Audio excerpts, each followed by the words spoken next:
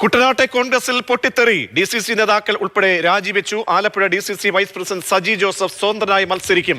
വാർത്താ സമ്മേളനത്തിനിടെ സജി ജോസഫ് പൊട്ടിക്കരഞ്ഞു. നമ്മൾ വലിയ രീതിയിൽ സന്തോഷവാനായിട്ട് എടുക്കുന്ന തീരുമാനമല്ല. വർഷങ്ങളെ ജനിച്ച നാൾ മുതൽ കണ്ട ഒരു പ്രസ്ഥാനമാണ്. അവിടെ നിന്ന് മാറേണ്ടി വരുന്നു എന്ന് പറയുമ്പോൾ നമുക്കുണ്ടാകുന്ന വേദന നിങ്ങളത് മനസ്സിലാക്കണം. കാരണം അത്രയധികം ത്യാഗം സഹിച്ച ഈ പ്രസ്ഥാനത്ത് നിന്നിട്ടുള്ളത് നിങ്ങൾ കണ്ടിട്ടല്ലോ. അത്തിച്ചാറൊക്കെ വരുമ്പോൾ എല്ലാവരും മാറുമ്പോഴും എവിടെയെങ്കിലും മാറിയിട്ടുണ്ടോ?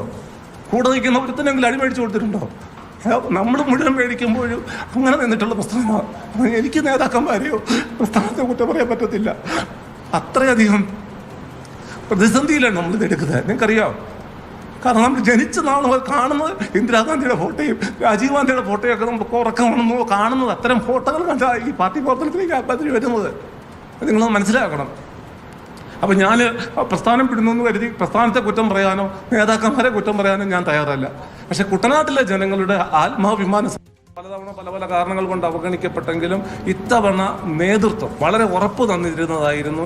കുട്ടനാടിനെ അറിയുന്ന കുട്ടനാട്ടുകാരനായിട്ടുള്ള ഒരു ജനപ്രതിനിധി ഉണ്ടാകും എന്ന് ഉറപ്പ് തന്ന, കുട്ടനാട്ടുകാരനായിട്ടുള്ള സാധാരണക്കാരനായിട്ട് ജനങ്ങളോടൊപ്പം നിൽക്കുന്ന ഒരാളെ കണ്ടെത്തുവാൻ കഴിയാതെ ഒരു പേയ്മെന്റ് രീതി, അത് കാലങ്ങളായിട്ട് ഇവിടെ കുറേ നാളുകളായിട്ട് കുട്ടനാട്ടിലെ ജനങ്ങളെല്ലാം ഉന്നയിച്ചതാണ്. പേയ്മെന്റ് സീറ്റ് കൊടുക്കരുത്. കുട്ടനാടിൻ്റെ ജനങ്ങളുടെ ആത്മാഭിമാനം സംരക്ഷിക്കുന്നതിന് വേണ്ടിയാണ് ഞാൻ സ്വതന്ത്ര സ്ഥാനാർത്ഥിയായി മത്സരിക്കുന്നത്.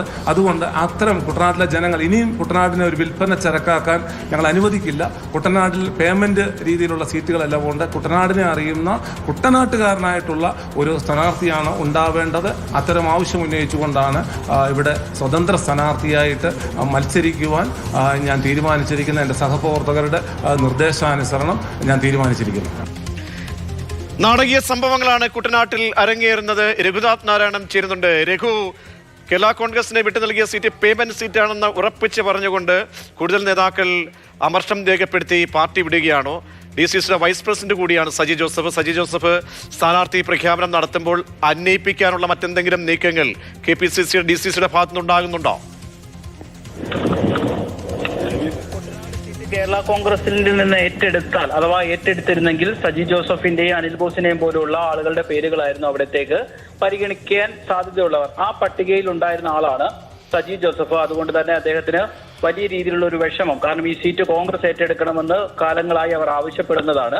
പക്ഷെ നമുക്കറിയാവുന്നതുപോലെ തന്നെ മുന്നണി സംവിധാനമാകുമ്പോൾ പല വിട്ടുവീഴ്ചകളും ചെയ്യേണ്ടി വരും. അങ്ങനെ കേരള കോൺഗ്രസ് ജോസഫ് വിഭാഗത്തിനാണ് ആ സീറ്റ് നൽകിയിരുന്നത്. റെജി ചെറിയാനാണ് അവിടുത്തെ സ്ഥാനാർത്ഥി എന്ന് കഴിഞ്ഞ ദിവസം അവർ ഔദ്യോഗികമായി പ്രഖ്യാപിക്കുകയും ചെയ്തു. എന്ന് മാത്രമല്ല, ഒരു വർഷത്തിലധികമായി റെജി ചെറിയാൻ മണ്ഡലത്തിൽ സജീവമായി മറ്റു പരിപാടികളിലൊക്കെ ഏർപ്പെട്ടുകൊണ്ട് ആ തെരഞ്ഞെടുപ്പ് പ്രചാരണത്തിലേക്ക് കടക്കുകയൊക്കെ ചെയ്തിരുന്നു. പക്ഷേ അവസാന നിമിഷം വരെ കോൺഗ്രസ് നേതാക്കൾ, മുതിർന്ന കോൺഗ്രസ് നേതാക്കൾ കോൺഗ്രസ് പ്രവർത്തകരോട് പറഞ്ഞിരുന്നത് കുട്ടനാട് സീറ്റ് ഏറ്റെടുക്കാം എന്നുള്ളൊരു സാധ്യതയുണ്ട്, കേരള കോൺഗ്രസുമായി ചർച്ച നടത്താം എന്നുള്ളതാണ്. പക്ഷേ അവസാന നിമിഷം വരെയും അങ്ങനെ ഒരു പ്രതീക്ഷ നൽകി അവരോട് പോലും ഒന്ന് സംസാരിക്കാതെ വേഗത്തിൽ കേരള കോൺഗ്രസ് സ്ഥാനാർത്ഥിയെ പ്രഖ്യാപിച്ചതിലുള്ള അമർഷം കൂടിയാണ് സജി ജോസഫ് ഉൾപ്പെടെയുള്ള ആളുകൾ പങ്കുവെക്കുന്നത്.